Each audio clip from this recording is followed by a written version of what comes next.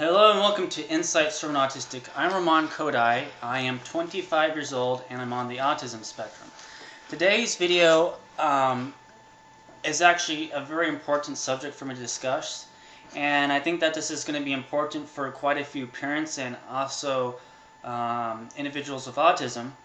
The title is Big Lies and Fake Dating, and what I mean by that is big lies that people of autism tell, like really big things like having a girlfriend when they don't have a girlfriend, winning the lottery, owning owning a Rolls Royce.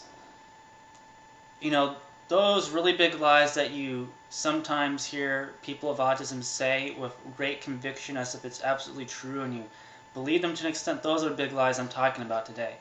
And what I mean by fake dating goes back to the whole like having a girlfriend thing or having a boyfriend, which I've known at least 5 other people with autism who at some point have claimed to have a boyfriend or girlfriend when that simply was not true at all. And I also fall into this category where I have said that for actually like 2 or 3 months, and I wanted it to be true. So this video also relates to me to some extent, and I've known, and the reason why I am making this video today is because yesterday a friend of mine did the same thing that I was doing, saying that he has a girlfriend when in fact he doesn't have a girlfriend. And so I'm making this video for other people with autism who do that, or for parents who have a child who is telling really big lies like this. Why do we do it? And for those of us that are doing it, please watch this video to understand yourself better. So, like I was saying, going with the dating aspect first. Actually, let's go with the lie aspect first.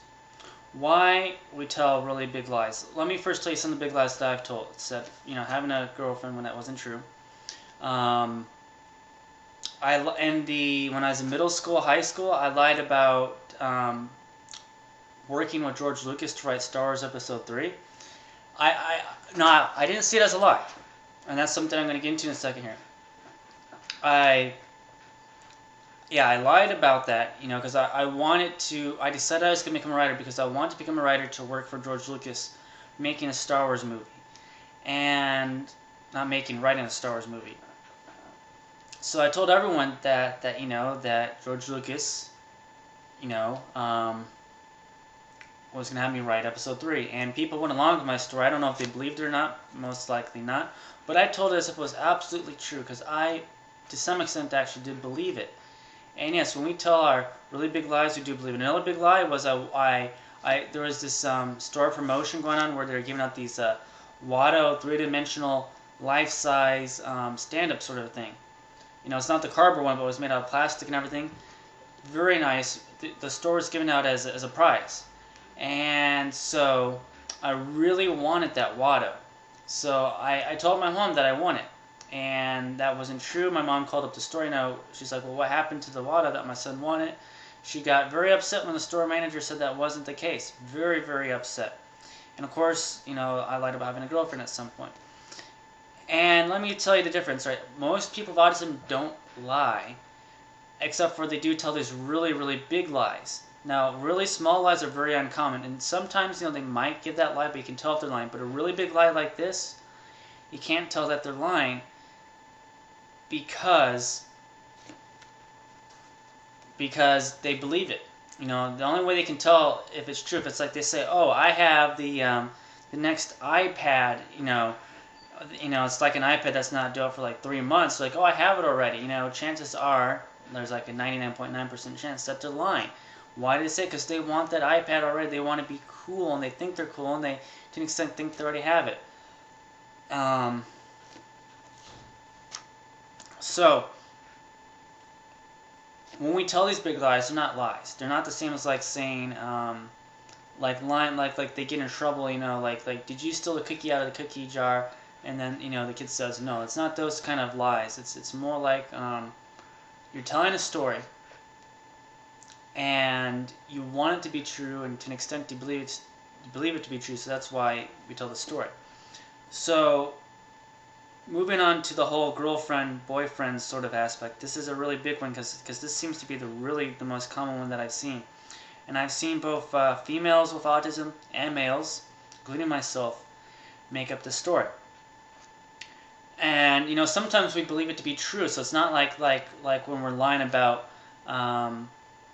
owning that next iPad that doesn't due out for 3 months. If say sometimes it can be a little thing. It could be like someone giving us a smile and we think, oh, they're my boyfriend or girlfriend. And that happens, or we have one lunch with them, oh, they're my boyfriend or girlfriend. And I'm going to give some examples. This is for people with autism. Alright, how to tell if you have a boyfriend or girlfriend. Listen up, this is very important. Okay, if you have one lunch with someone, they're not your boyfriend or girlfriend. If you've never held hands, never kissed, anything like that, they're definitely not your boyfriend or girlfriend. If you just chat back and forth on the internet, you've been doing this for a couple of months or so, and you haven't met yet, there's a very good chance that they're not your boyfriend or girlfriend. Chances are the other person is out there chatting with many other people, possibly going out on dates with other people. They might just be chatting with you for the heck of it. If you call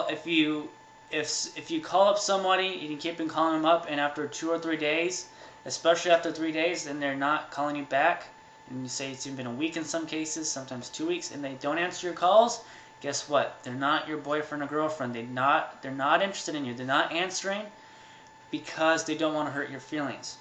And another thing, let's say you start calling them, they don't answer for a week, then they finally answer. What sometimes people without autism will do is they'll say, oh, I was in the hospital, or my dad was in the hospital, or they'll tell you something really big and far-fetched, like a really big lie, like I was just talking about. Other people tell really big lies, except for this time they know that they're lying.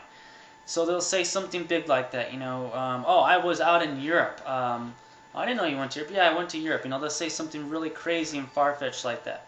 9 out of 10 times, it's a lie.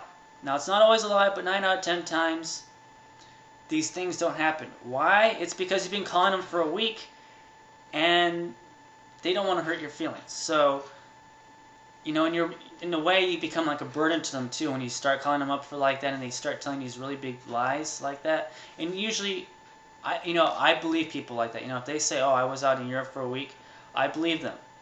Though, if you see them again, say, "I want to see the tickets though," or something like I don't know. But I tend to believe them, and you know what? Chances are you believe them too. But usually, it's a lie. And so that's another example of chances of not having a boyfriend or girlfriend.